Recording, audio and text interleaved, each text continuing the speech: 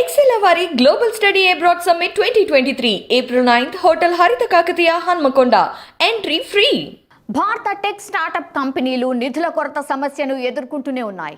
ఎందుకంటే దీనికి కారణం పెరుగుతున్న ఖర్చులు, ద్రవ్యోల్బణం, నియంత్రణ మార్పులు, నిధుల లభ్యత తగ్గడం, పెరుగుతున్న వడ్డీ రేట్లు, పశ్చిమ దేశాల్లో నెలకొన్న మాంద్యం, సరఫరా ఆందోళన కారణంగా పెట్టుబడిదారులు భారత వ్యాపారాల్లో పెట్టుబడులకు దూరంగా ఉన్నారు. ప్రస్తుతం ఏదైనా వ్యాపారం చేయాలన్నా కూడా చాలా మంది భయపడుతున్నారు. పెట్టిన పెట్టుబడులు వస్తాయని గ్యారంటీ లేదు. మార్కెట్ పరిశోధనా సంస్థ ట్రాక్షన్ తాజా గణాంకాల ప్రకారం 2023 మొదటి త్రైమాసికంలో టెక్ విభాగంలో మొత్తం 23,000 కోట్ల విలువైన నిధులు వచ్చి చేరాయి.